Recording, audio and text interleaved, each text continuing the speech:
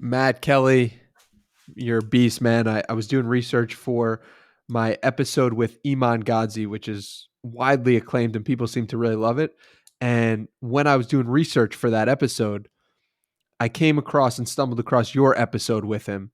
And Yeah, I was thinking to myself, wow, this guy is really good at interviewing. This guy's really, and then I look and you've only done like 40 episodes or something like that. And it's I incredible. think So 30 now. Yeah, the yeah, Iman episode's the most viewed by far, yeah, um, for he's a probably many beast. reasons. Yeah, But definitely is. so so when I stumbled across that, I saw you were following me, and I was like, wow, this is interesting. So I'm grateful we can finally make this happen. And thanks for being here, my man. Yeah, even though I was half an hour late, 'cause I got the time wrong, but apologies. Yeah, good to be here. I feel like the ecom and kind of Twitter sphere with all these podcasts and shit is a very small world, but it's an interesting one. And yeah, I suppose I started my pod like a little over 6 months ago now. And as I was just alluding to before, I guess I've built a little bit of a very small niche cult following, it feels like.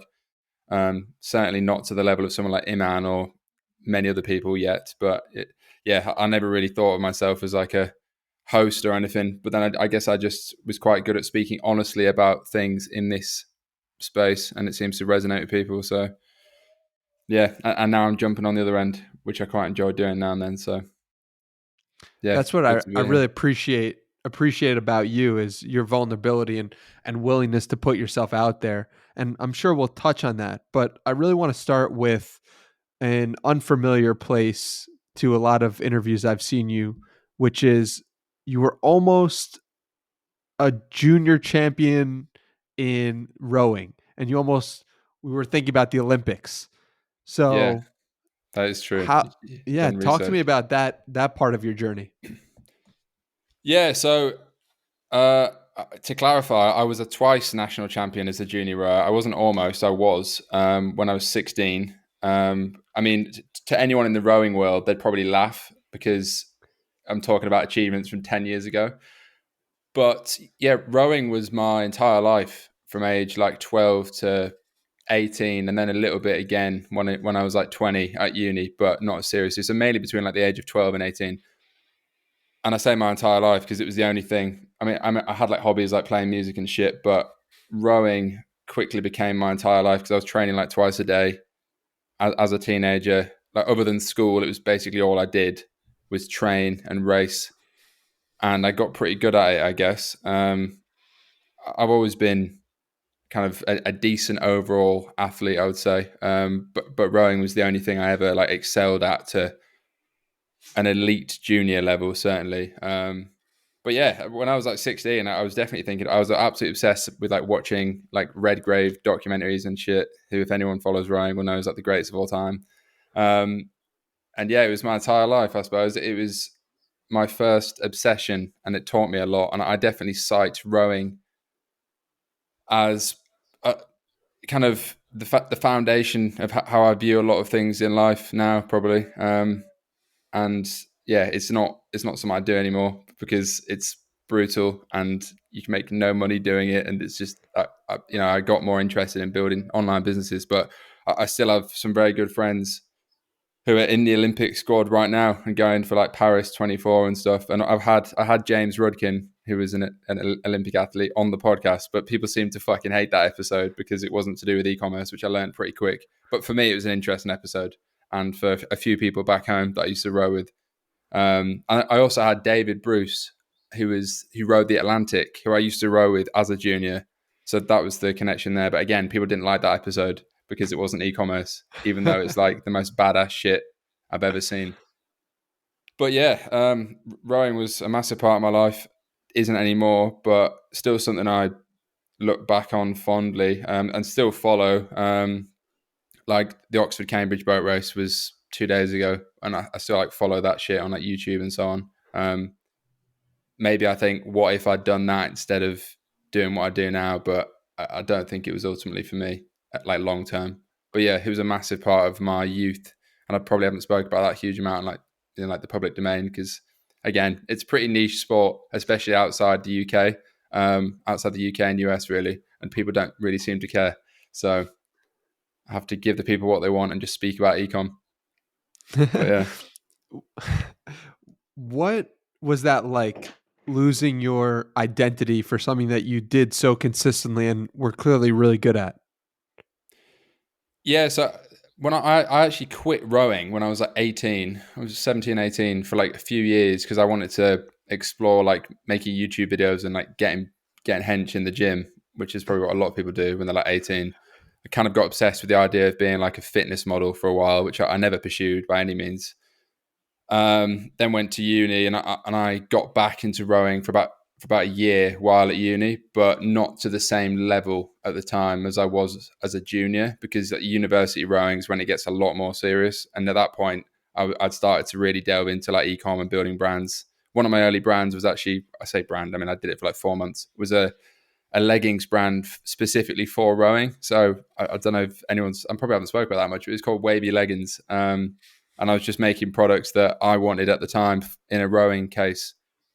But that was the last time I ever rowed and got in a boat. I still go on the rowing machine now and then, but not with very fond memories because it's a disgustingly brutal sport, which a lot of people probably don't realize that have never done it. But yeah, I mean, yeah, I went through probably a few years of between like the age of maybe 18, 19, 20 before I properly like delved into e-commerce, of just being a bit lost, I suppose, which probably a lot of people are at that kind of age. Like I went to uni, never wanted to be there, and then eventually kind of stumbled into the e-com space when I was like, well, I guess 19 originally, but with no success until I was about 21, which is when I eventually left uni and like have been doing this stuff full time since then. So like 5 years, which is a mad amount of time really. But yeah, I think everyone probably goes through a period of being a bit lost, but not many people have such an obsessive identity with a sport or a pursuit when they're younger, I suppose. And for me, I was always used to having something that I was obsessed with. And then that thing ended up becoming building brands in the end, and still is now. A lot of similarities, but a lot of differences, obviously. Take me through your mental health around that time, because I know mental health is something you speak a lot about today. But I'm Mm. curious, while you were in university, right after your rowing, while you're beginning that stages of building brands, what was your mental health like? How would you describe it looking back? Yeah, I had a really bad period when I was in uni, probably like 19. I think because, and there's kind of a consistent pattern with that, which we can maybe come on to in a more recent sense. But like, yeah, when I was about 19, I remember just hating being at uni and just feeling super lost and didn't have any money to do anything else, and didn't really know what I was working on, what my, I guess, purpose was at the time. So, yeah, looking back, I definitely think upon reflection, that was kind of the cause of a lot of, I don't know, probably depression, anxiety, whatever, which is probably what a lot of people experience. I think particularly as like students at uni, because they don't necessarily have a jam-packed day full of something to work on, or even if they do, they might not necessarily like what they're working on, and they don't feel fulfilled by the process X, Y, Z. And then I remember when I ultimately kind of found myself in e-commerce in kind of early to, well, 5 years ago, pretty much. I left in like March 2017, so just about 5 years ago, and then I just dived balls deep into ecom, and that's when I was doing it like full time, and it was working for me kind of from that point. And yeah, I guess my mind was in a much better place over the next few years until we come to last year where shit went very wrong, and that was probably ultimately why I got into a bad space as a result of that, because I lost like that business went tits up, and I was like, fuck, what do I do next? I mean, obviously I build another business, which is what I'm doing now, but yeah, I think I've definitely noticed a pattern with how busy and focused I am on a certain like kind of mission. And if I'm not busy and focused on a mission, that probably is when I slip into not feeling so good, not so motivated and excited by life, I suppose. And that's probably the same for a lot of people and certainly for a lot of entrepreneurs. But I think on reflection, that's definitely like the biggest correlation I see between like my life and my mind. Hmm. So yeah, it's interesting to look back at.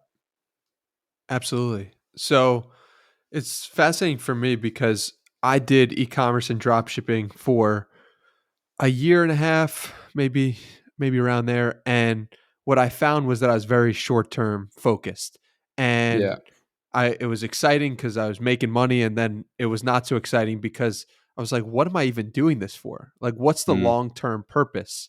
For you, it it seemed like you were in that game since 2017. You were making money from different stores. Eventually, you had a couple of different stores that really took off and did really well.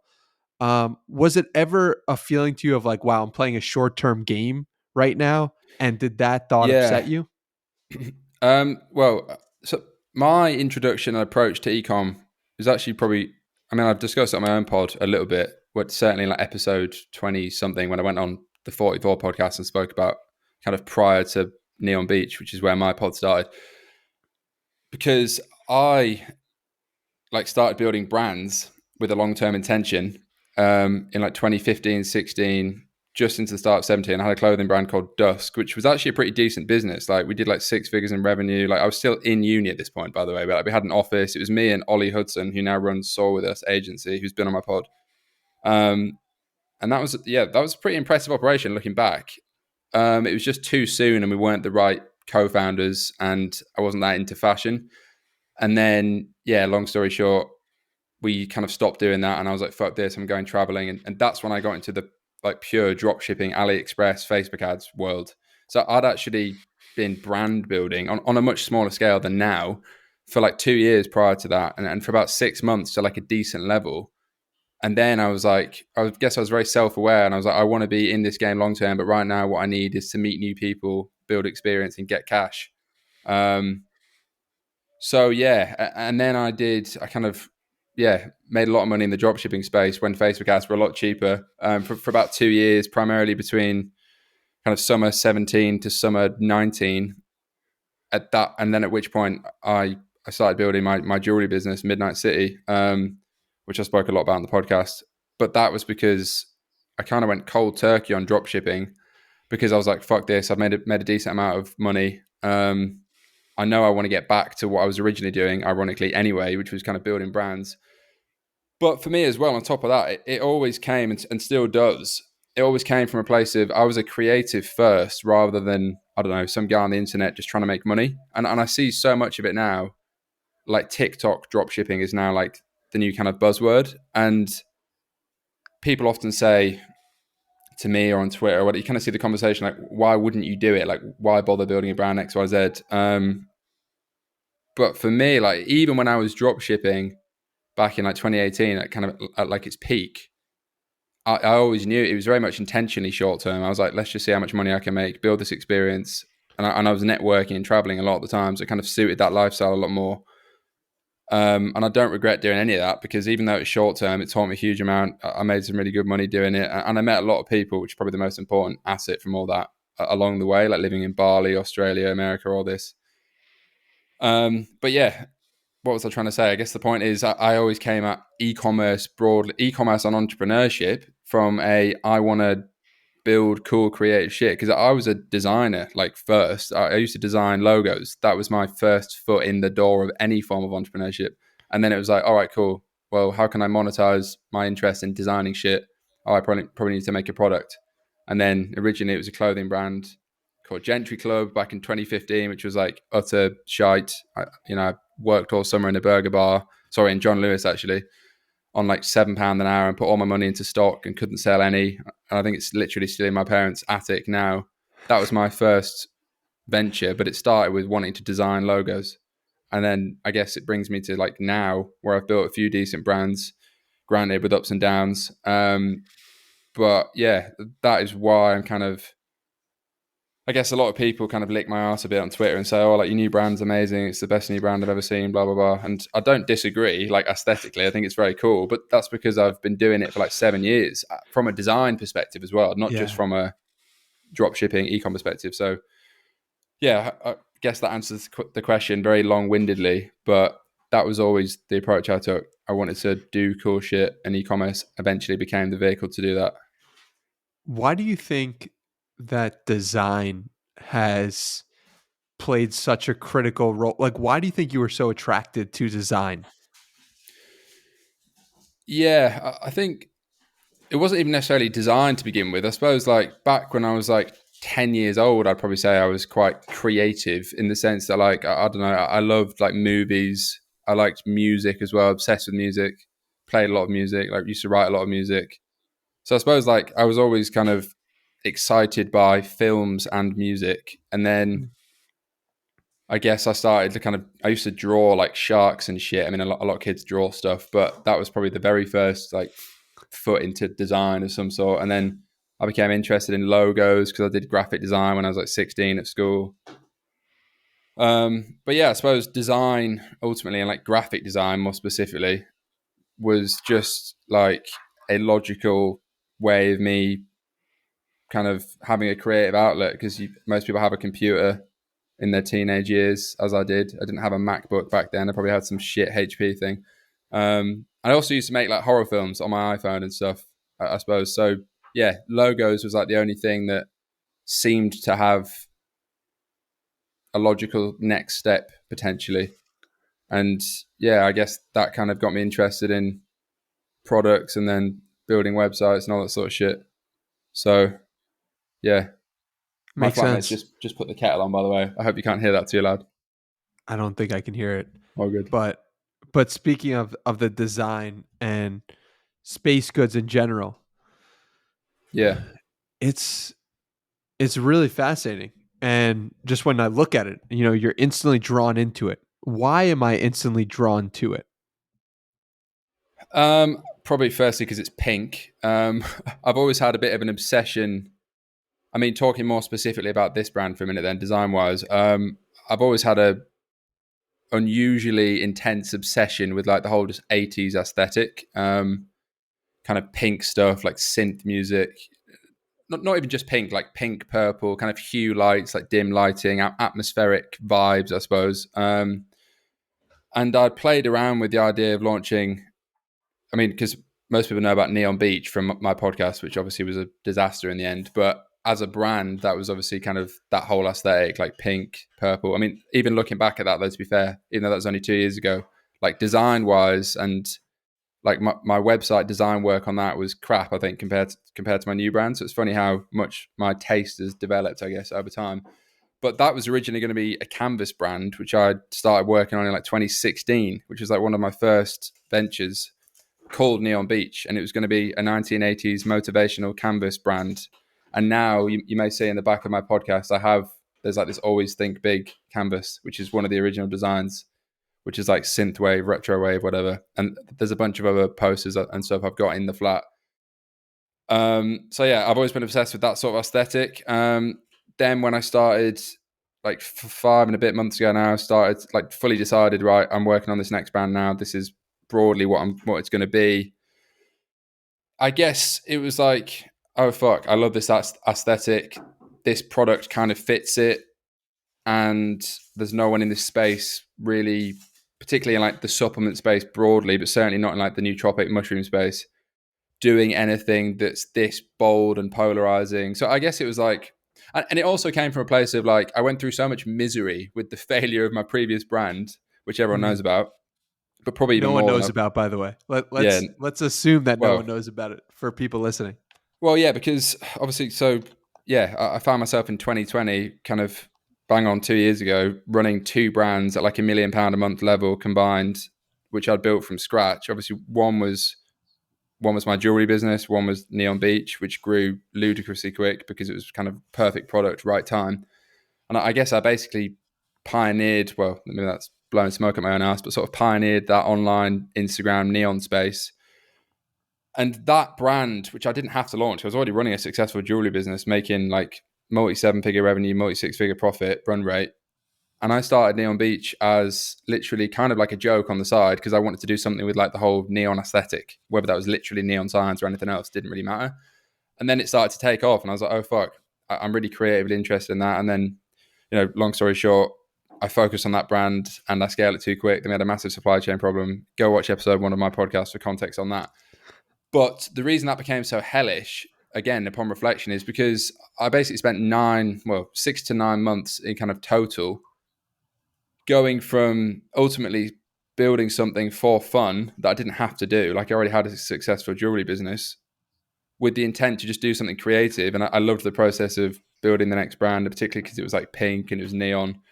But then it went from being a creative business, like, me doing what I was best at, which is branding and marketing, to months and months of just supply chain problem firefighting, cash flow problem solving, and ultimately not solving, but then eventually solving because I got basically bought out by, ex people who I speak about in the pod.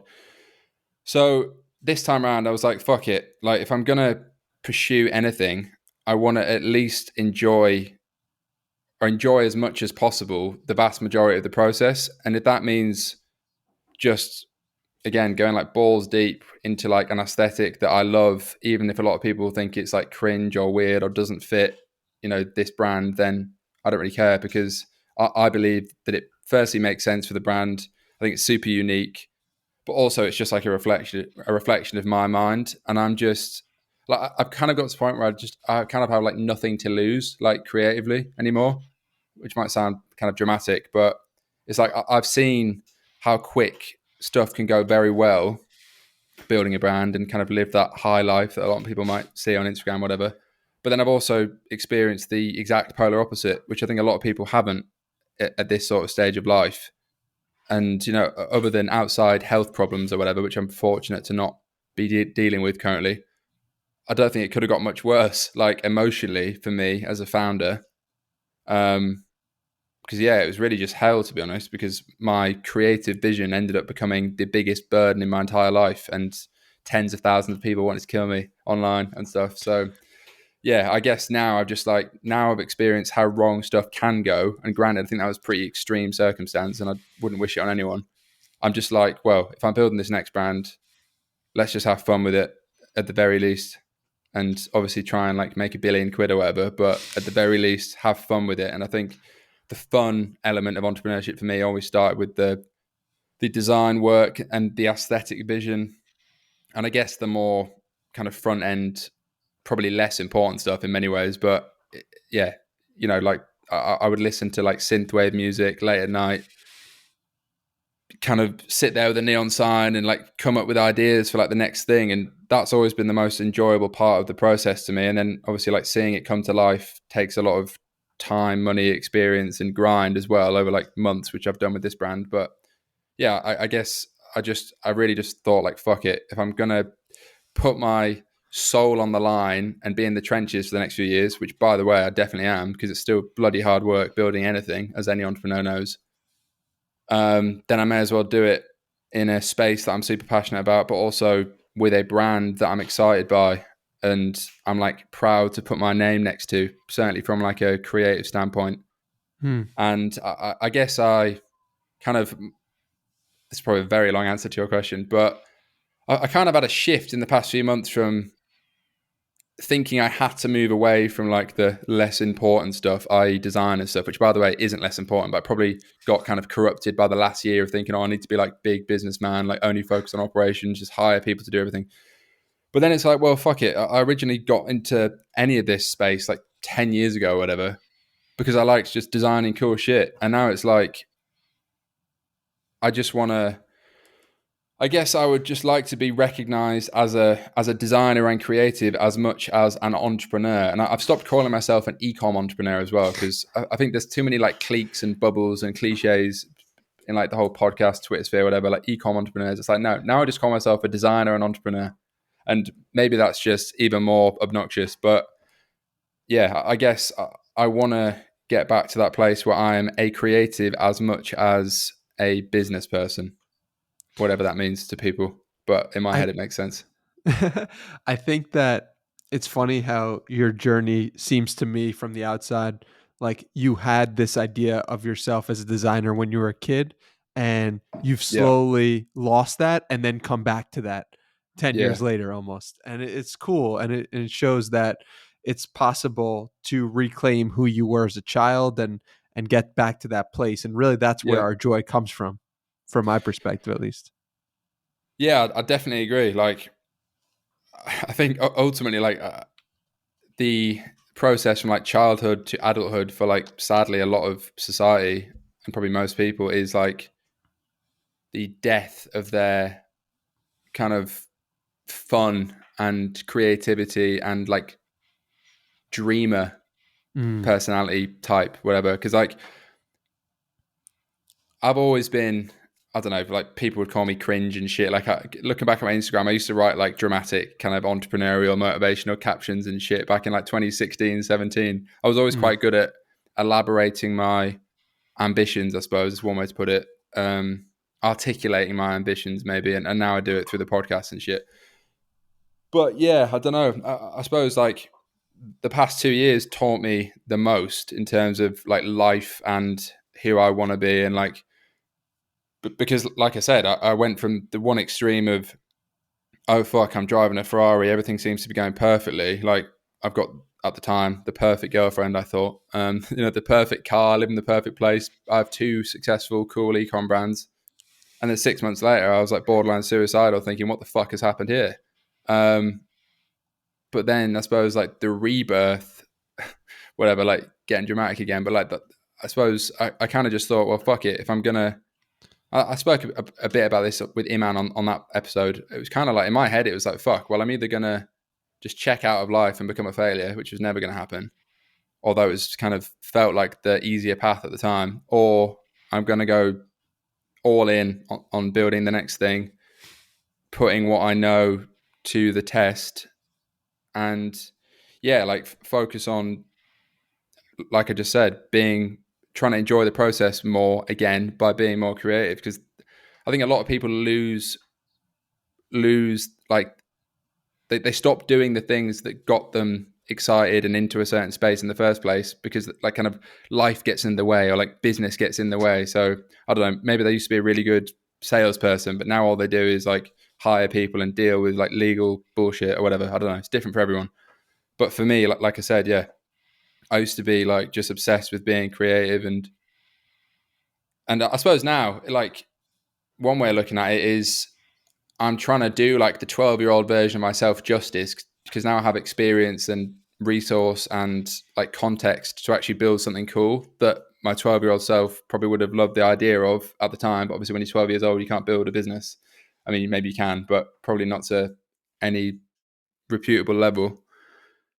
So yeah, I've kind of realized what I want to focus on a bit more. But at the same time, I do feel like, and everyone probably says this with like every business they ever start, but like for me, I feel like this has to be like the one. And by the one, I mean the brand that firstly I stick with, because I've done so many different projects over the years and never stuck with anything for more than like literally 2 years tops, which is probably partly like ADHD, but partly my brain not fully forming until like age 25 or whatever, which people say, which I reckon probably is true.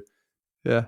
But also like the one that I stick with and the one that I can hopefully make a shitload of money with, but also have like, like be the thing that I built and I'm recognized for building. Because Mhm. yeah, granted, I want to make a load of money. Obviously, I want to do something creative and cool, but I'm also aware that I need to build a viable business and have a good product and all that kind of less glamorous stuff. Like I'm not dismissing that because I'm getting so excited about the aesthetic. Like all that stuff is there, and I'm probably more aware of the importance of that than ever, and most people because it went very wrong when I didn't get that right.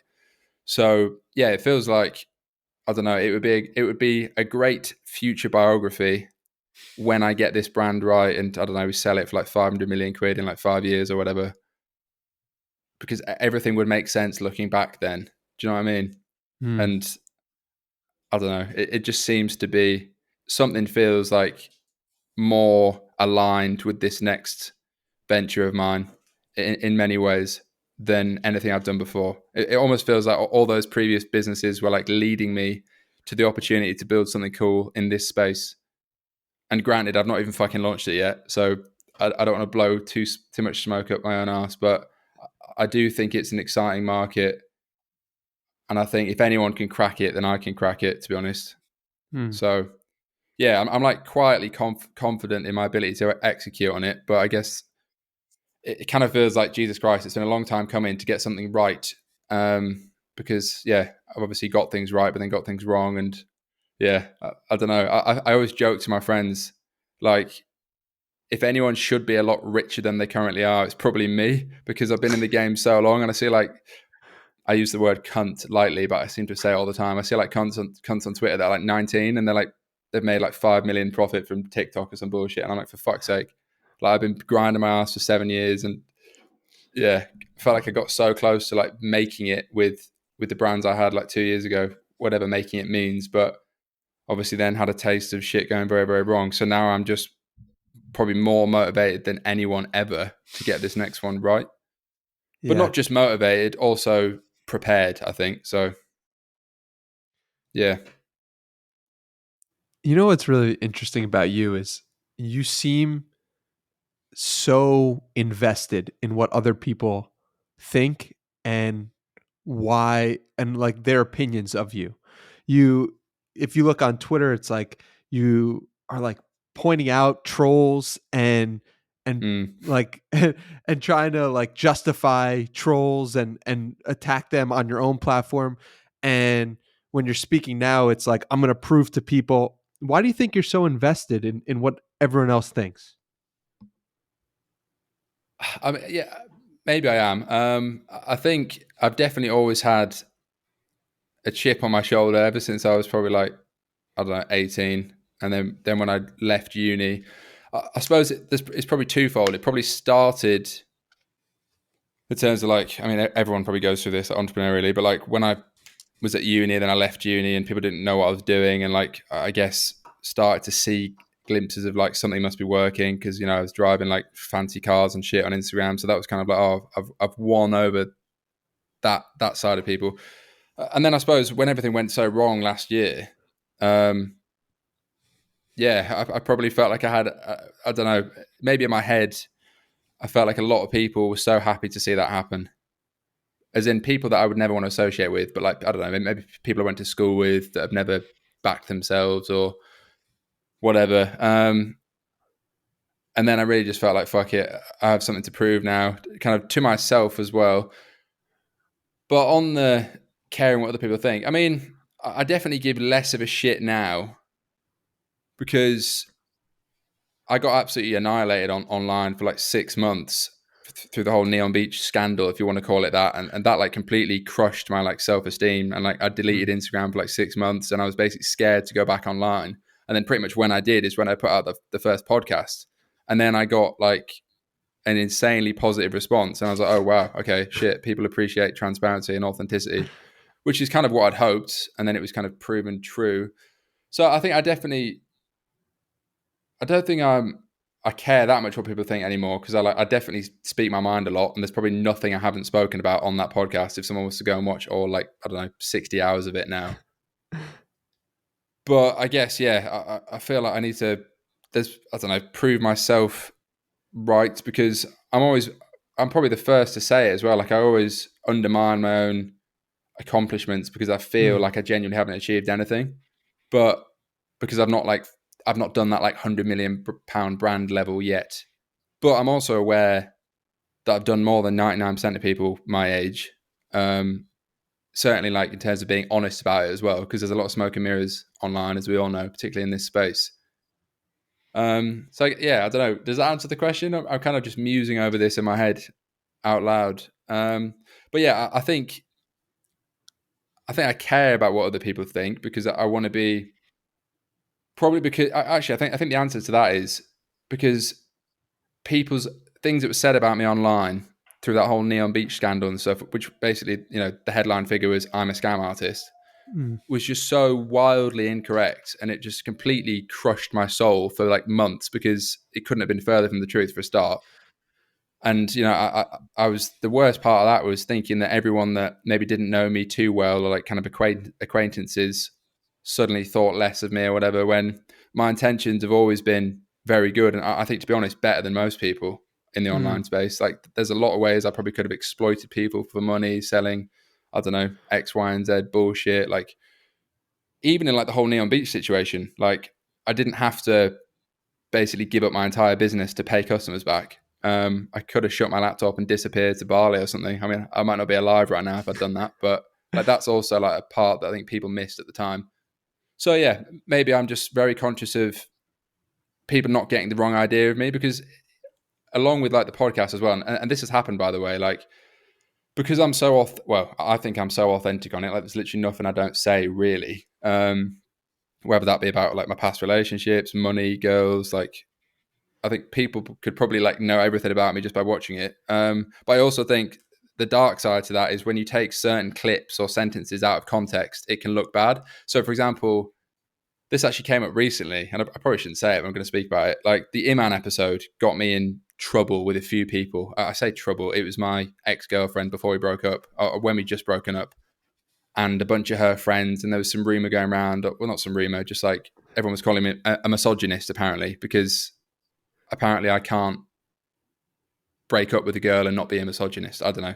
And I just think that was, yeah, stuff like that I'm conscious of, because I basically think anyone that has an opinion or is honest about anything is probably putting themselves up for ridicule in this day and age. Like the only way to be liked by everyone is to say nothing ever, basically. And I don't think I'm not particularly right wing or anything. I think I'm just very honest and reasonable, and probably view the world like most male entrepreneurs.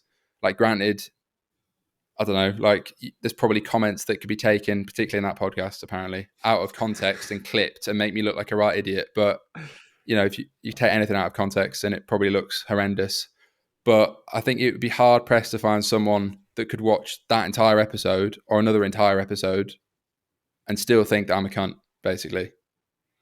And yeah, so I suppose I'm conscious of wanting to be my true self, and I think I am online and stuff. But I just know that in this day and age, people take stuff out of context, and it's frustrating when people that you care about or used to care about, like, get the wrong idea about something. Yeah, I agree with you, but I've probably gone on a tangent there, but I yeah, no, it's I quite an wanna. interesting thought. Yeah, it is interesting. I haven't dealt with the level of hate online that you've dealt with for so long, so I want to preface this statement by saying Yeah, I that. mean, But all that's long gone. Just to clarify, this was like back in a few months at the start of 2021, primarily. right, right, but it's like if somebody calls you, um, just something that completely isn't true at all, or if somebody calls me something that's not true at all, I don't get upset because I know what they're talking about has no basis in reality. So how could I Mm. let it affect me? But I think the things we do hold on to and are attached to are the things that we know in our heart hold some level of truth to it. Is that also true for you? Yeah, but yeah, I've heard people say that. Yeah, like I suppose uh, when I said like a few examples, the example I'm really talking about is, yeah, like certain people, friends of friends that were like friends of my ex-girlfriend, feeding back to me that apparently word on the grapevine is that I'm a massive misogynist and idiot, apparently, because of that one episode with Iman Ghazi. Yeah. And by the way, I think if anyone actually knew anything about Iman, they wouldn't think he was a misogynist or a cunt anyway. I think you're really clutching at straws to find, something terribly wrong about a self-made young person in it that's genuinely doing like net good things in the world. So yeah, I think like most people that make these comments in any context, but certainly like in a public domain, whether that's like a comment on YouTube or whatever, usually haven't done anything of any positive significance in their life anyway. So that's kind of the first thing. Um, but yeah, I suppose what you're saying about, yeah, if it affects you, there's probably an element of truth to it. Yeah, in a way. But I think a lot of stuff, like for example, when people were calling me a scam artist, and by the way, I say people like trolls that didn't know me, just didn't have any context, but it still affected me because I thought, well, other people that don't have context, i.e. my mum, might think that's true because they don't know the inner workings of my business. They certainly didn't know anywhere near as much at the time. People from school or whatever, like people that you're ultimately not that close with, but you still probably care a little bit if they think something untrue. Um, but yeah, I just think, broadly speaking, social media and like society as a whole has got to such an extreme point where, like I was saying before, you almost can't say anything anymore without someone having a massive problem with it. But yeah, as a general rule of thumb, people that kind of talk shit online have usually never done anything themselves, and certainly not done more than the person they're talking shit about. And there's kind of no exception to that rule.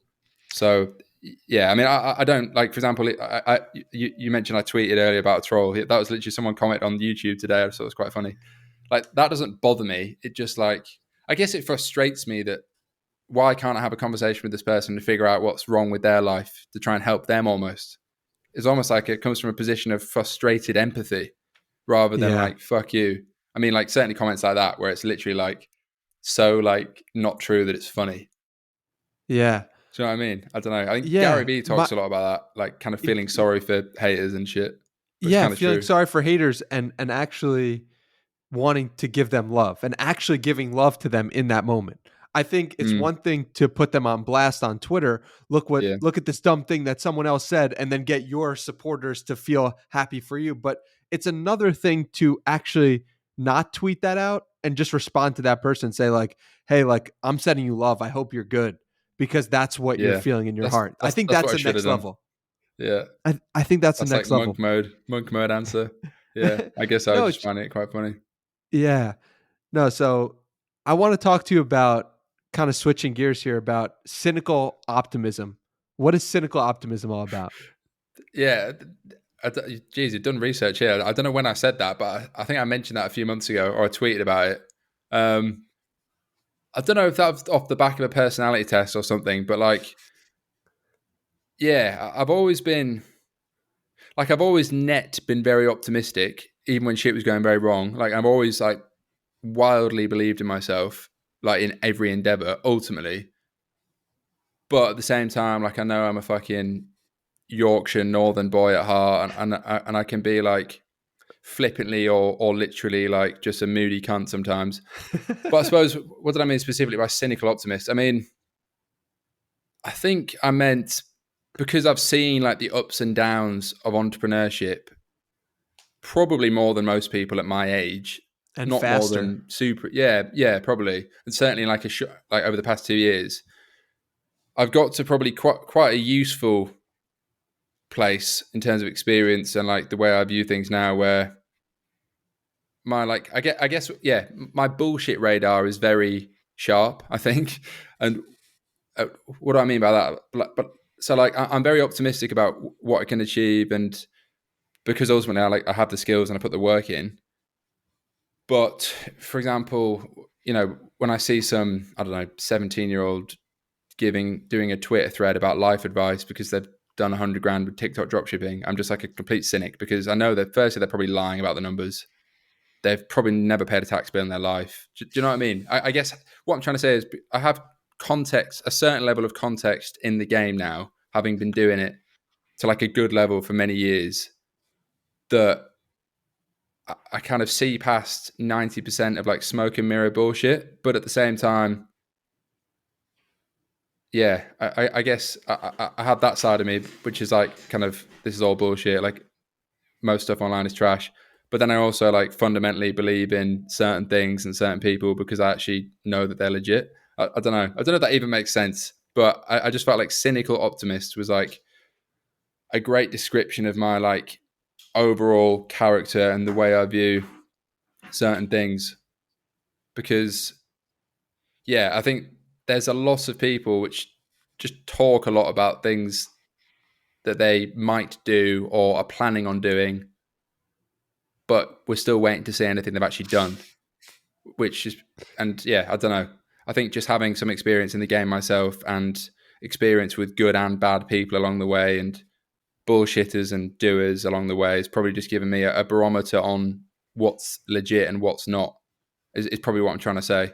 It's probably a concept that I've made sound so complicated, but yeah, I guess I just meant like I think I have a fairly rounded and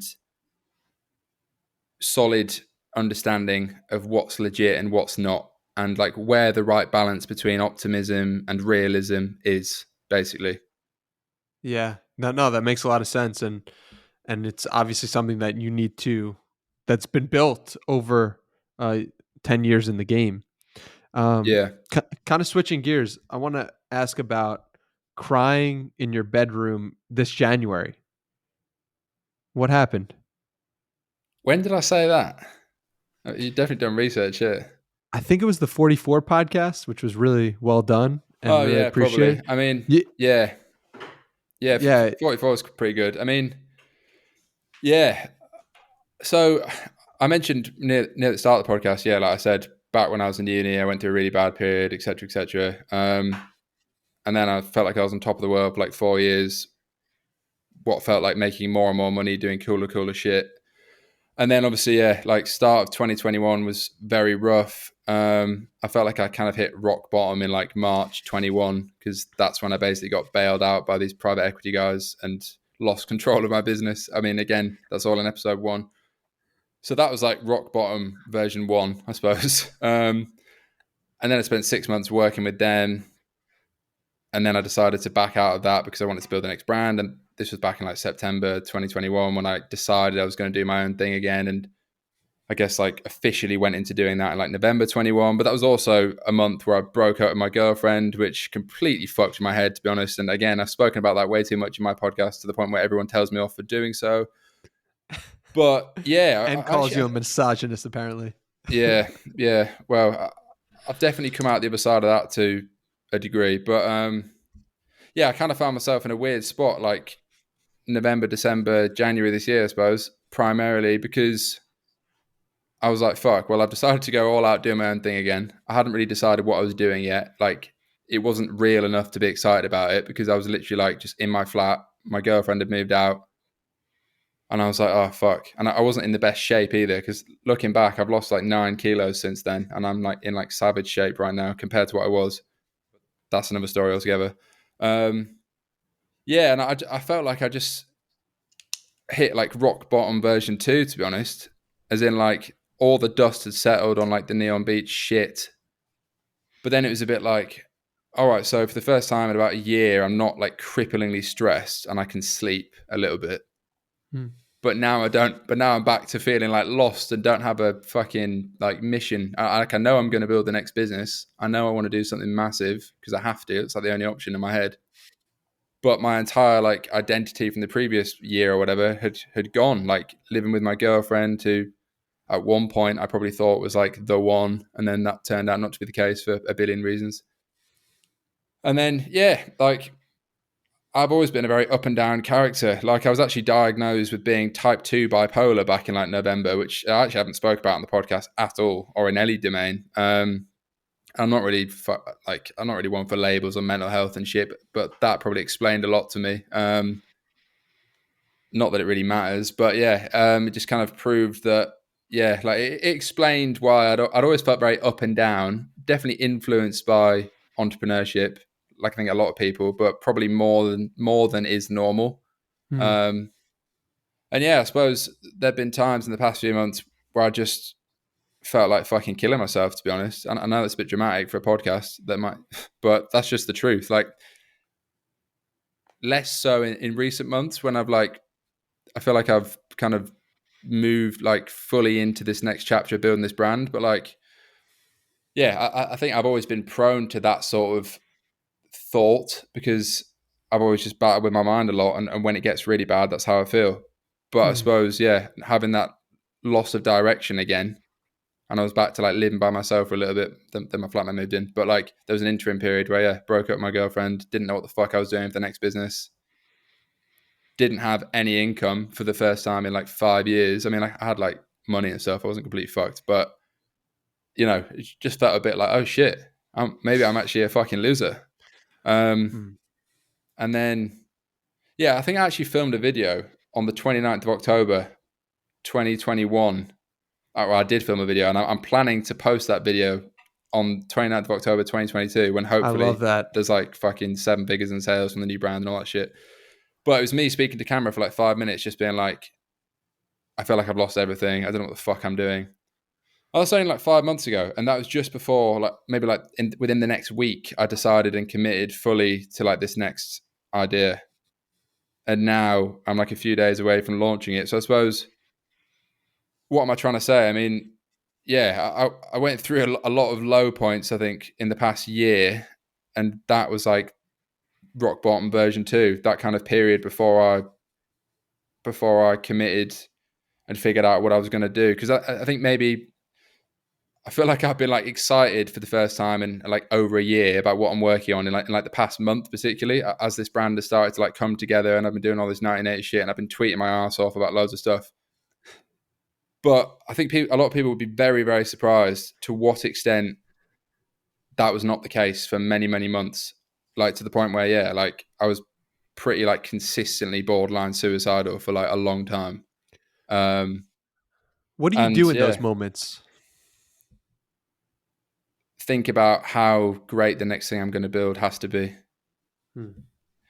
And this comes back to the point when I was saying I don't like the idea of people getting the wrong idea, because one thing I've been accused of, and I think a lot of entrepreneurs are probably accused of this by like, I don't know, for me it was family members, like friends that aren't entrepreneurs. Like I've always been accused of being money obsessed, chasing money, all this bullshit. Because chasing money is obviously like, you know, in Western culture, like it's a bad thing because obviously most people think money is like evil and shit, which is interesting.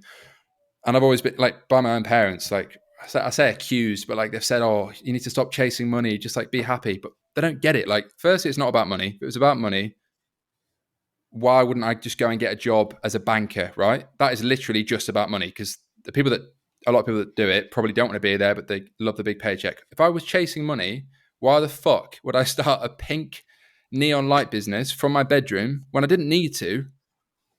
Which, by the way, I ended up losing like well over £1 million, but that's another story. Like, if I was chasing money, why would I do those things? Surely I would do something that was purely centered around money, not centered around creative interest, passion, like wanting to have an impact on an industry, X, Y, Z. So I think a lot of people that don't understand the true entrepreneurial desire to build something just kind of lash out their misunderstanding by saying you're chasing money.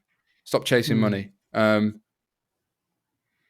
How did I get onto that? I've lost my train of thought. It's something I want to speak about, but how did I get onto that? I suppose, yeah. So to bring it back, and the reason I think that's so like offensive and that really like pisses me off and always has from my parents, my own brother, to be fair, and just like people that aren't entrepreneurs and get don't get the genuine desire to do something cool that an entrepreneur has. Like, it's, for me at least, it's never been about money. Like, obviously, I want to get rich and do cool shit, but it was always started from a place of I want to do something fucking cool and build something great. That was it. Like, and you know, like I said, it started fucking designing logos, whatever. Now it's building a business, and then obviously you grow up and understand that you need to have a lot of money to do something cool because it takes capital and input, and also by making a lot of money it means you've built something cooler because you've probably got more customers and you've had a bigger impact, XYZ. So there's a billion ways that money is not evil, but that's a whole other topic. But yeah, so I thought, I guess when I was in those dark places, I thought, well, you know, I have to build something great, because that's always been like, I keep saying great, but like at the very least, just something very cool that I enjoy and is my passion, and is successful, because that's what the 12-year-old version of me wanted to do. And Hmm. like that same, it's the same core desire. It's not about money. Money just comes into the equation because, like I just said, you need it to build a business. And if you have customers, you'll have revenue, which is money, right? So it's not evil, Hmm. and it's not like a bad pursuit. And I think a lot of entrepreneurs, particularly like real entrepreneurs, not just people that want to be drop shipping for 6 months and get out and go and put money in crypto and sit on a beach for 10 years, which is another category of discussion altogether. But like, yeah, real entrepreneurs, which I definitely think, well, I know I am one, because it's all I could ever do.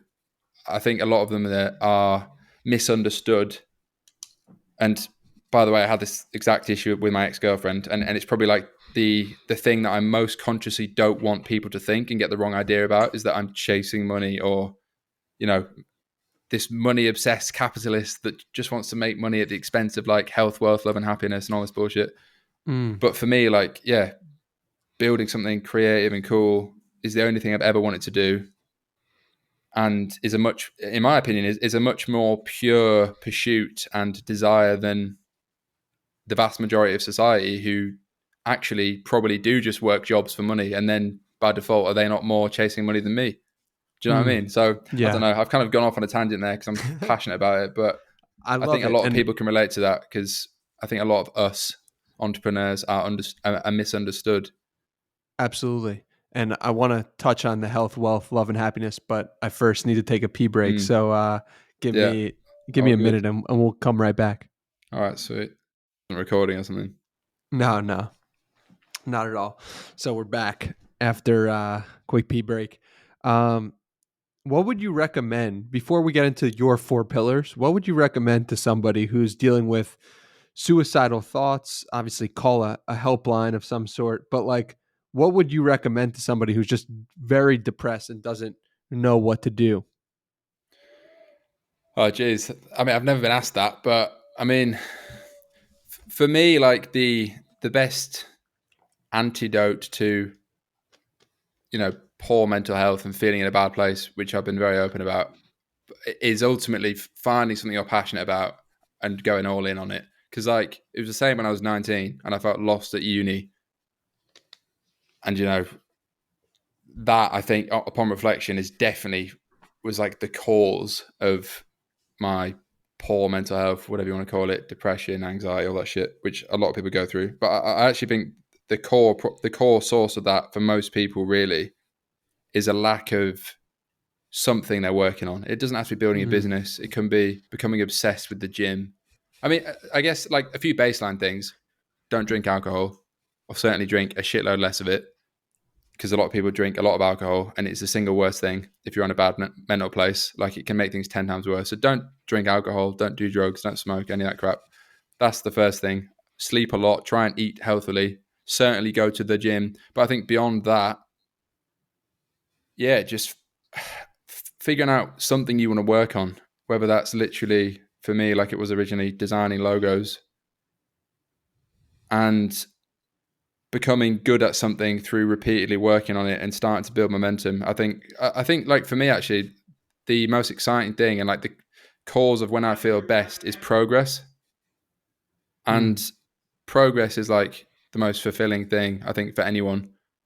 And I'm just speaking about the way I think. It might not be the case for everyone, but I think that is what has helped me the most. Just going all in on building something, or doing something and getting better at it and just finding progress. Because yeah, I don't know, like even if that literally is, because like everyone has something that they're like remotely interested in. I think the problem is now in a lot of cases, like it seems to be like we're breeding like a society of people that have no interests or passions beyond like scrolling social media. Like I think it's actually a bit of an epidemic. It's almost Hmm. become cool to be fucking boring and do nothing with your life. I mean, I don't know if that's You controversial really to think say, but that? like You really? I don't think that at I feel all. like well, I think maybe there's been a bit of a, but I mean, like, I mean, I'm certainly In not what one to way? get, I mean, I'm just thinking back to when I was like at uni and stuff. It would almost be like cringe to be working on something. It's like, why aren't you just coming out and Hmm. drinking beer? I mean, obviously that's uni in the UK, and that's a bit of a stereotype example, but I don't know. But like almost to the point, I guess like my bubble of people I hang around with and speak to, 95% of them are certainly like entrepreneurs and stuff, and it can feel like maybe I don't know, like even when I speak to maybe not my friends back home, but like I hear about what people are up to, and like I don't know, maybe it's not that people don't want to do anything, but it's like it seems like people, the culture these days is just like talk about stuff you're going to do rather than actually do it. I don't know. Is that fair to say? Maybe I'm just making this up on the spot, but it feels to me like that's the general like vibe I see on social media, like in terms of like comments people write and stuff. Like Interesting. I don't know. It always feels like people get the piss taken out of them for starting something rather than just, oh, great. If they can start something, then why can't I? Because, for example, even like a podcast, right? I was thinking about this the other day. I think particularly like, content outlets or whatever, people will like jump to like, why would you start another podcast? There's already a million podcasts. But no one says that about like having a kick about with their mates playing football. Just because you're not Ronaldo doesn't mean you can't play football. I don't know. Like I used to make music videos when I was like 16 on YouTube, and they got the piss royally taken out of them. I mean, I guess that's a bit different when you're like 16 because everyone just takes the piss out of anything you ever do. But yeah, I don't know. I just feel like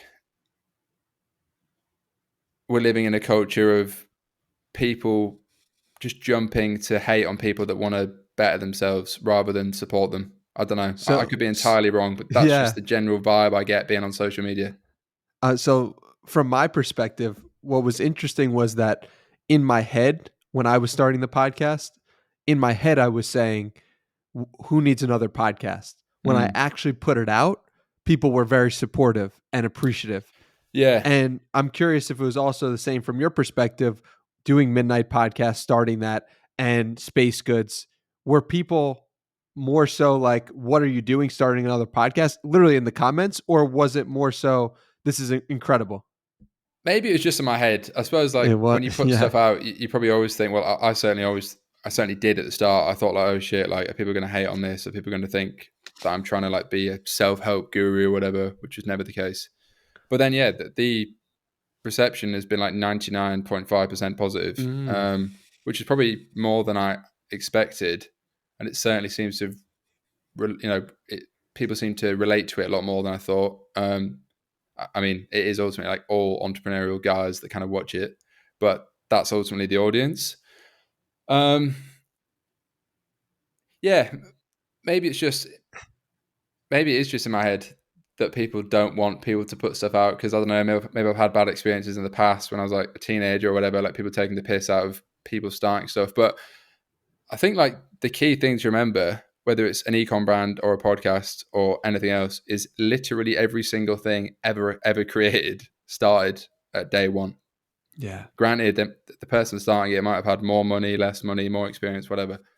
But like every brand ever was a Shopify trial for the first few days. Do you know what I mean? Yeah. And like every podcast ever had 50 subscribers when it first started or whatever, or less, Yeah. you know? Yeah. So I think that's like a super important thing to remember, like in life, like literally every single thing starts from zero because yeah, I know for a fact there's a lot of people that, and I literally know people that I speak to on like a regular basis, like friends, people I know, whatever, that want to start like a business or a brand or whatever, but they're always saying like, yeah, but I don't know if it's like unique enough or whatever. And it's like, fucking hell, you've been talking about it for 5 years. If you just started something 5 years ago, you'd probably be a millionaire by now. Do you know what I mean? So that's probably more of a problem these days. I think people, I don't know, just lacking self belief right at the start because obviously experience breeds confidence, which then like breeds like more self belief and shit. Which is why like even after a major knock, like I spoke about, I still 1,000,000,000% believe that I can build like a monster brand but that's because I've done it before and like I've done it Hmm. more than once at least into like a 0 to 1 level. So I can understand why people get scared right at the start, but then I always try and think back to like when I literally made my first like Shopify website, and well, I can remember it was Gentry Club, and it was an absolute piece of shit. But I think because it came from a place of genuine interest and passion, like I wasn't bothered that it was shit because that's what I enjoyed doing anyway. I suppose, yeah. Actually, I think a better problem in society, if I'm picking out problems, which I sound like a bloody guru now, is people pretending they're interested in like entrepreneurship or like building an Yeah. ecom brand. And in fact, I literally have someone I know, it's not a close friend, but like they're a friend who texts me about an hour before this for about the 10th time in a row in the past 3 months, asking me for business ideas. And I'm like, mate, you've trained for 5 years to be a dentist. I'm probably going to give away who he is if he listens to this now. Why are you suddenly pretending you're an entrepreneur? Because you're not. Like, he's not an entrepreneur. I wouldn't back him to start an ecom brand. I just wouldn't. And that's not to say people can't change careers and stuff, but like if you're literally texting someone saying, please give me an idea to start a business, then you're not a fucking entrepreneur. It's just a fact. So yeah, I think Sound there's like a Elon. problem. Yeah, maybe, but there's just like a lack of self awareness. Like it's become like sexy and cool to build like even just an ecom brand. Like there's a lot of other businesses within entrepreneurship that isn't building an ecom brand or an agency. They're just like the buzzwords. I don't know. Well, certainly in this like Twitter sphere, podcast sphere, because they're probably like the most seem like the most accessible businesses to start. But like I don't know, maybe some guy should go and start a coffee shop or some shit and Hmm. become super successful doing that. Do you know what I Yeah. mean? I think because Yeah. these sort of things, like obviously brands like Gymshark, I don't know, like it's a billion other examples, but like they get a lot of media attention because they are grown, via online platforms. So like you get founders of generally like ecom brands and stuff that go on podcasts, like even much bigger podcasts like Dari the CEO, etc. They're generally like tech startups or like ecom brand founders because they're kind of sexy and relevant. But 99% of businesses, I'm making this up on the spot, but probably aren't ecom brands in terms of Yeah. like just businesses the world over. There's a a million ways to make £1,000,000, so to speak. And that's if you even want to be an entrepreneur, which, by the way, I think most people absolutely should not be, because it's excruciating.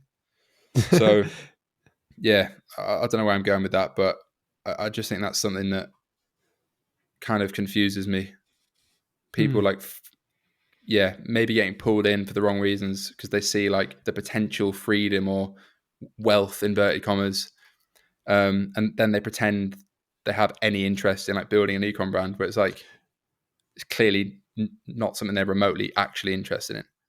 It shows you the power of media and the Yeah, power of people talking about things that get other people interested in those things that they might not have had any interest in to begin with, had someone yeah, not started talking about them. And that's why I try to use this platform to speak about mental health and speak about meditation, speak about loving yourself, and speak about these things that 3 years ago when I started doing e-com, I had zero care about, zero idea about. But yeah, now these things that I'm talking about are my truths. And I hope by speaking about them, one person could be like, oh, why is he speaking about loving yourself? Why is he speaking about meditation? Because those are the mm, things that really transform me. And those are things yeah, that can transform you too at the deepest level, not starting a Shopify store, which could if you want it to yeah, be and if that is authentic to you. yeah, exactly. And I think like you figure out what your, and again, I sound like a bloody self-help guru now, but like I'm just Wait, let purely me stop reflecting. you. I always preface things I say with that Why do because you I'm so preface that? conscious of. Yeah, I know that's a bit of a habit actually, because Iman picked up on that as well. I think in my pod, I think because I'm so conscious of the amount of like actual full of shit fake gurus there are these days that have never done Mm. anything but they're giving advice. So I've probably fallen into the trap of like, before I say any bit of advice, take it with a pinch of salt or whatever. But yeah, I guess to preface what I'm saying, I'm just purely basing it on my experience, which I think at this point it is a decent amount of experience to speak about certain things. So yeah, I think if you've done something for like 2 months, you probably shouldn't be giving advice on it. But if you've been doing it for like 10 years, like I have, certainly from like when I started designing logos and shit, then I think it's like fair. But anyway, I think people figure out, and it's so cliche, but it's so true. Like if you don't try things, you never find what you're actually passionate about or like good at. And I've always naturally, I guess, I feel like I'm fortunate to be quite good at a lot of things. In terms of like, I used to be obsessed with rowing. That was like one of the first things like I really tried and discovered a passion for. But ultimately, I also discovered I didn't want to do it long term because I didn't love it enough, and it didn't fit where I wanted to go longer term. When I discovered like my next passion, I suppose, which was like brand building and stuff, and even like music and stuff. I used to play a lot of music. We haven't spoken about that as much, but at one point I wanted to be in a band, but then I realized I was self-aware enough to know that I wasn't actually good enough to be like a professional singer or whatever, nor did I want to be, because I wasn't good enough. And I think you end up gravitating towards the stuff that you know that you're good at, because you figure out what you have like a natural, find the things that you tend to be better than your peers at, and then it's like, oh, maybe I should explore that a bit more. And like for me, that was like a general knack for like putting together Shopify websites right at the very start, and then you delve into that and you get a bit of confidence through your first few sales or whatever it is, and that process can take years. But I think, and again, I'm speaking like very broadly here, like stereotyping, but the problem I think this like current generation has is it feels like not a lot of people are willing to try things in like their teenage years or whatever, because they're so scared of like, because social media is so ripe with like judgment, and now more than ever you see what everyone else is doing all the time. So like if you're like a 14-year-old now, and I spoke about this on a recent pod, and like say you think you might be interested in, I don't know, web design or whatever, but all your mates just play football, but you actually secretly fucking hate football. You're probably just going to keep playing football and not trying web design, for example. And then you get to like 18, most people go to uni, certainly in the UK, like that's kind of the embossed path now, which is fine because I don't actually have a better suggestion unless you build a business or something. But then you go to uni, you get around a certain crowd, which again, you don't really choose that crowd because you just go to the same uni. And then you probably find yourself in a job at 21. And then by the time you got to 21, kind of all you know is like your work colleagues and your friends that live in the same place. And then I think it gets harder to discover like your potential passions and go all in on something. And again, me and my flatmate spoke about this on a recent Q&A podcast. And I think it's a very interesting topic because looking back, I guess I was quite fortunate to absolutely know from the core of my being that first I wanted to be an entrepreneur from like the age of 12. But then by like, I was actually relatively late in like the ecom sphere, to be fair. Like I didn't actually even start doing ecom properly till I was like 19, which compared to like some guys on Twitter is like 10 years late. But then I was also, I guess, certainly not lucky, but fortunate that I had enough success in it that I could quit uni and go all in by like age 21.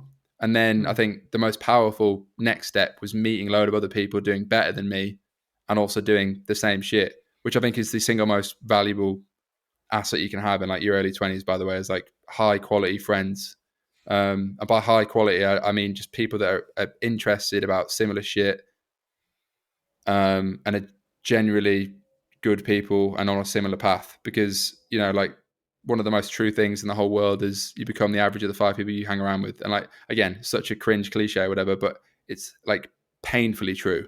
And I've seen it in friends from school that, and maybe no names, but like I'm thinking of a particular person, used to be like top of the class in everything. Then he went to uni, and he won't say this, but I will. Got in with the wrong crowd, you kind of the druggy crowd, drinking all the time, and now he's working like a minimum wage job on a shop floor. And I think that's such a shame more than anything. And like, if he's happy, fine, whatever. But I think if you asked him honestly, is he happy doing what he's doing? He'd probably say no. And yeah, ultimately, that's like case in point of, at least from my third party perspective, hanging around with not necessarily the best people, and yeah, falling into kind of their path. So yeah, I don't know. I feel like I'm It's preaching, funny. but on It's funny. reflection, I think it's so interesting to look back at like my late teenage and early 20s years, because I was, yeah, the single best thing that ever happened to me was meeting a lot of people that were like minded. And Yeah. it's the most valuable asset I have now, I think, is my network, because you can lose everything, like money, you can lose your fucking legs, but if you've got genuinely good friends that, you know, are doing a similar shit, or on the same page in life, driven, motivated, then it's hard to like ultimately lose, I think. And no one really speaks about this. Everyone's always like, how much does the job pay? No one speaks about like other factors of wealth, so to speak, that should be considered. Like, who are you hanging around with in that job? Like, where is the job? Does it give you time freedom to do other things? I don't know. I just think it's an interesting concept that people seem to, I'm really going off on one now, but people seem to quantify the value of most jobs and opportunities purely by money, Mm. completely dismissing every other variable, i.e., like time, freedom, location, freedom. Do you enjoy it? Are you around certain type of people that might lead to certain opportunities? And it's because they're harder to define, because you can't put a number on like the value of, I don't know, being in a big city, for example, or the value of being able to travel to Bali because your work is online, and then you meet Hmm. 50 people that change your life or something. I don't know. I think the concept of time billionaire is one we don't often think about, which is Mm. that if you're under the age of, let's call it 30, you Yeah. have more than a billion seconds in your lifetime left Didn't actually know that, to be fair. on That's the interesting. average. So, Yeah. everyone's trying to be a billionaire, and a lot of Mm. people are out here trying to make $1 billion, but they don't realize they have a billion seconds left. And would you trade Yeah. places with Warren Buffett right now? I sure No, as hell definitely wouldn't. not. Yeah, I've heard that many Why? times. So true. Because he's going to Yeah, die pretty soon, exactly. probably. He's old. Yeah. So Yeah. I think about that it's a lot, to be fair. Like, well, not about Warren Buffett, but like, I don't know. I'm sometimes so aware of like the like fragility and, what's the word, like scarcity of time, that it sometimes like fucking freaks me out, and I'm like, oh shit, like I'm getting old. I mean, we're all getting old at the same pace, that is a fact, but sometimes it feels like it's getting quicker and quicker. Like your parents always say like, oh, time goes quicker when you're older, and I certainly feel like it does. yeah. Definitely has since COVID. It's Well, mad. the reason for that is that when you were 5 years old, turning 6 was 1/6 of your life. When Yeah. you're 30, turning 31 is 1/31st of your life, which Yeah. is a much smaller percentage that feels quicker. It Yeah. makes sense from a psychological Yeah, it perspective. does. And It's also, crazy though. there's less newness that occurs Mm, when that's you're that's very true. yeah, so That's when new changed. things occur, everything it feels different. It feels like time is moving slower because you're seeing this and then this and this. But once you settle into a routine and you have children, you see the same patterns over and over again, which can make time feel as if it's moving quicker. Yeah, it's very true. Yeah, So it talk to me freaks me about out.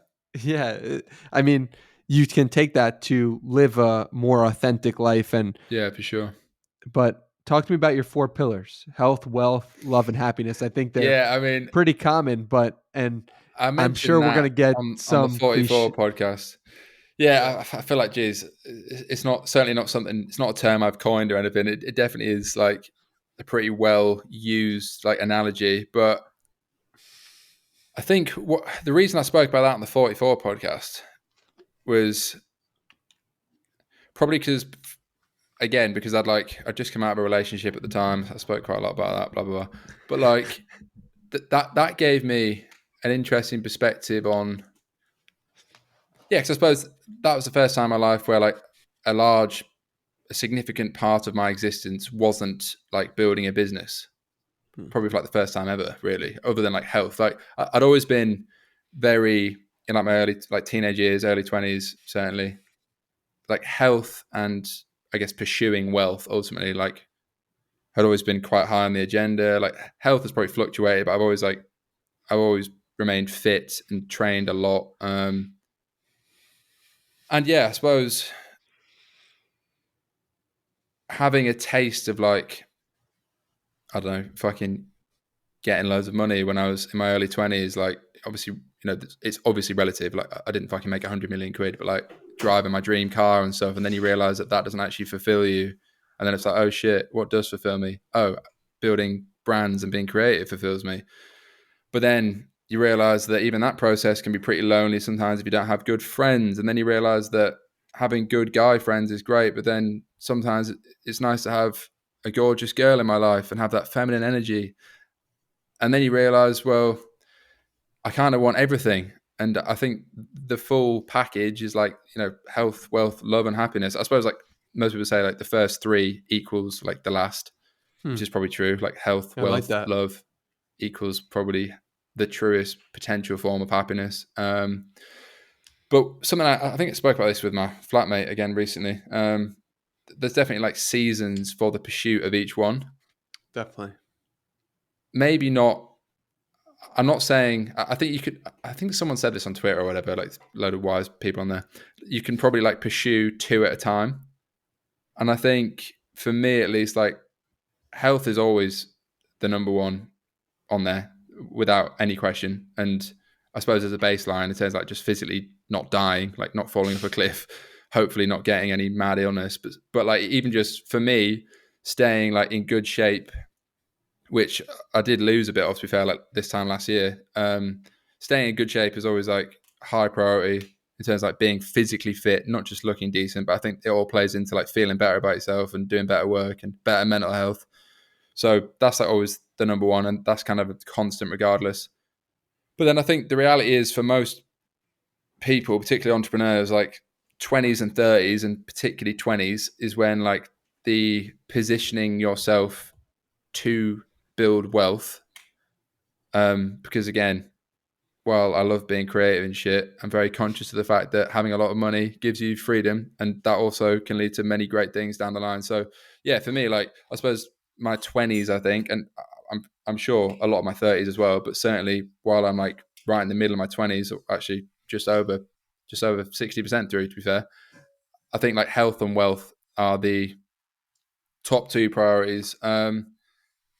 I guess love in terms of like the pillars and shit. I suppose love has many different like avenues, but I think most people when they're referring to that mean like relationships. Certainly I do when I view it that way. I'd never had a relationship until my previous relationship, which was like 18 months long, which is long for me, but I guess some people have way longer ones. It definitely taught me a lot about relationships, like romance. how certain women think and shit. Not to stereotype, but yeah, I think that ultimately ended because we weren't aligned. And looking back, it probably had to end because, well, certainly that person wasn't aligned with the way I was prioritized, and I wanted to prioritize the pursuit of health and wealth over the next, 5-10 years. And I'm not saying that you can't have that. Like, if I met a girl tomorrow that I thought was amazing and like could fit into that vision, then I'm absolutely open to it. Like, DM me or something. But yeah, I think there's seasons for it basically. Like, particularly as an entrepreneur. But for me, yeah, I would like to think like, when all is said and done, whatever that means. Maybe when I'm like 35, whatever.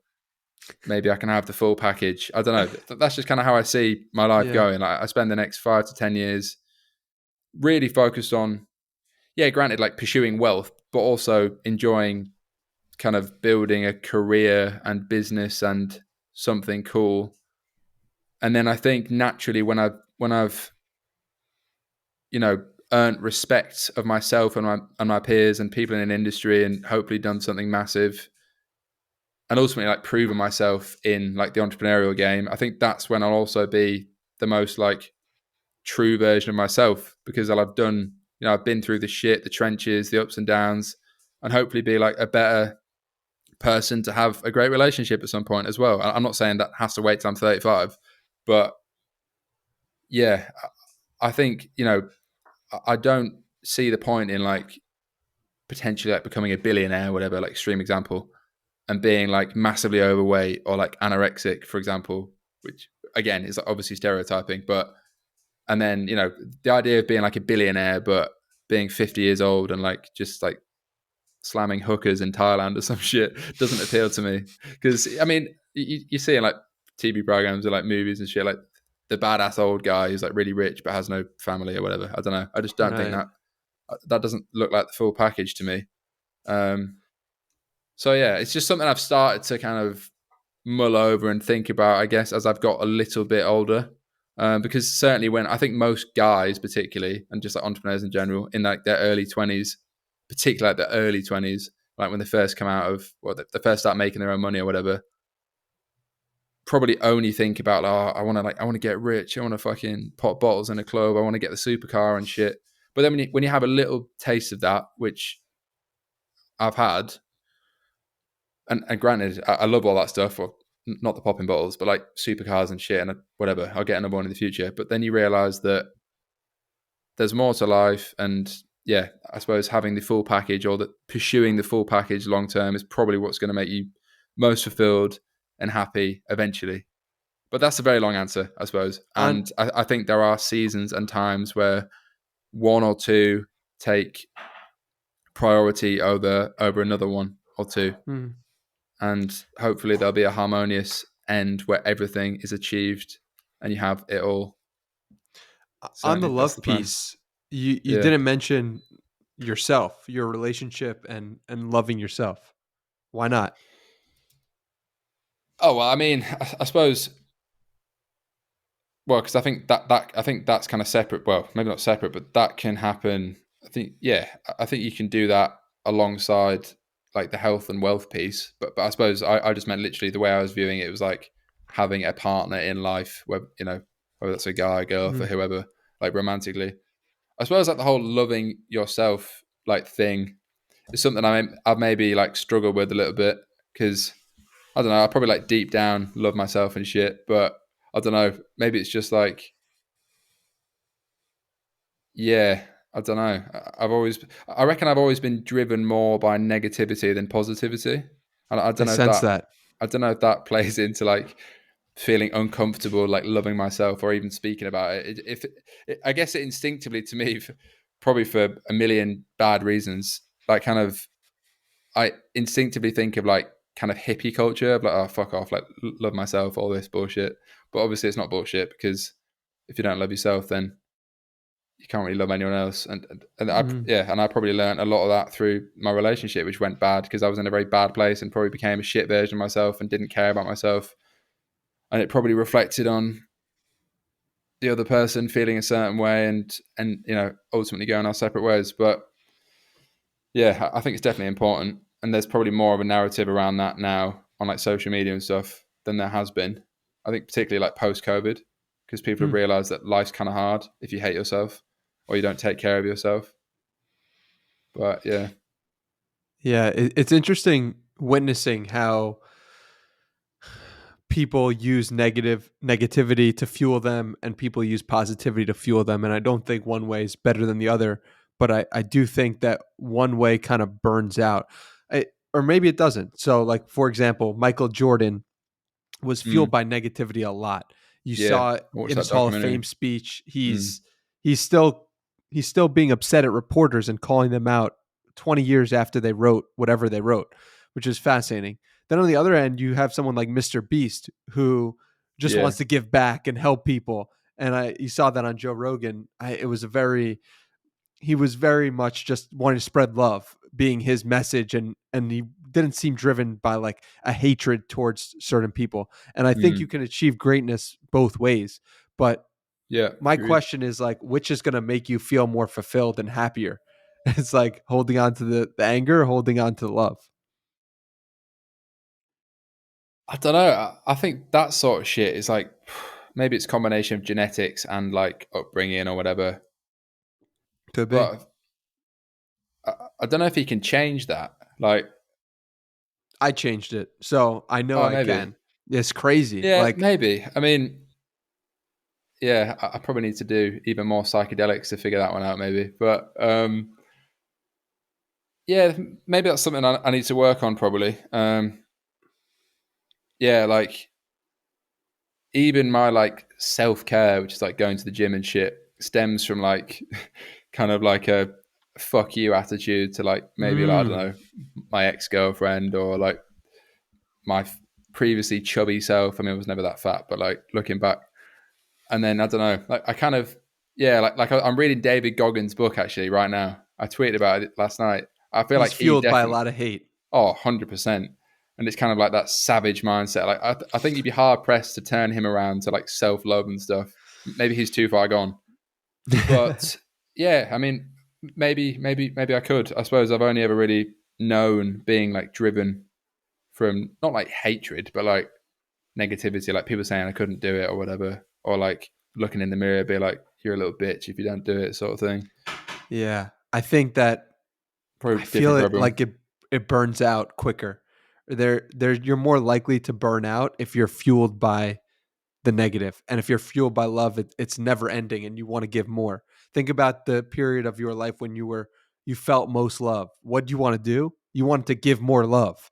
And Mm, it's a different type of energy that comes across. And yeah, I I implore you to try it out and see feeling love for yourself and the ways in which you can go about doing that, because it's transformed my life. Literally, I started by writing I love myself 100 times every day. yeah. I If saw you if you tweeted about that. if you Yeah, can't do that, interesting. if that sounds weird to you, it probably means that there's something there that you really need to solve. Yeah, And I do that's agree. something that 4 years ago I would have found really cringe and really like, why is this person doing that? But I know it's my truth, and I know it's helped me so much. So I just want to put that out and spread that message. Yeah, I've always found it hard even saying like I love you to my parents. To be honest, What do you think that's a that bit of is? a deep curveball. I think I spoke about this with mates before, and I don't think I'm the only one. I don't know if it's like toxic masculinity or whatever. Like I mean, like on the phone, like I could say it on text or like in person. I don't know. I've always found that quite difficult. In fact, I even found it difficult with my girlfriend previously. I think, and she when it definitely was true at the time, I turned to how I felt. I don't know what it is. Maybe it's almost like a I don't know. It's definitely linked with the same thing, and it's probably something that I should figure out. And I think as you I go probably need to deeper go on an into ayahuasca retreat and like hang as upside down in a rainforest or something. no, but I think as you go deeper and deeper into your own company, into the mushroom space, into psychedelics in general, I think more of that will come out and it will fuel even greater creativity, greater design, and I think Yeah. it's almost like it's guaranteed to happen with how you're positioning yourself, which is interesting because it's like maybe a deeper part of you knows that this is your way of getting closer to self-love. Yeah, that's interesting. I mean, I definitely, yeah, like I think a lot of things in life, like you can kind of like you know in your gut if something's right or not, Mhm. and like this space and like the way I'm being creative again, like with this new brand and stuff, definitely feels like a more true, authentic version of myself. Whatever. Again, I'm like almost cringing saying it because that's probably part of the problem. Because you're judging yourself. You're giving Yeah, yourself hate, and no one's here. No one's giving you hate, yeah, but you're in your head giving yourself hate. yeah. So I think you are right. I'll definitely do my best. I feel like I'm already doing definitely like my best creative work in a while. And yeah, maybe if I start getting love back when it turns like customers and shit, maybe that can be the catalyst for, I don't know, fucking being a less cynical person. Mm. I don't know. Slowly removing the cynical part from the optimism, slowly but surely. Yeah, I'll probably end up becoming like a monk or some shit and have like a statue made in my name, like a pink neon statue or some shit. This is like the 20-year vision, change I the whole love it, world. man. Yeah, I don't know. I'm so looking forward Possible. to seeing how the journey unfolds for you and how you continue to progress internally and externally because I'll be following along the journey and I'm really grateful for you today for spending this time with me and being authentic and real and vulnerable and honest. Is there anything else you'd like to touch on before we go to a close? Not really. I mean, I could probably speak. I'm very good at speaking. I can probably speak for hours on any pod. So yeah, I guess that's why I do them. I find it therapeutic and it's interesting to self-reflect and then have something to look back on, which is like a time capsule. I think like podcasts are the greatest like medium of content because Incredible. they're a conversation time capsule, which I've just come up with on the spot, if that makes sense. Because like in 10 Yeah. years, imagine watching back a podcast from when before you started a business, speaking about like a business idea or something, and then 10 years later, I don't know, everything's different. It's so much more in depth than a picture or something. So So couldn't agree yeah, more.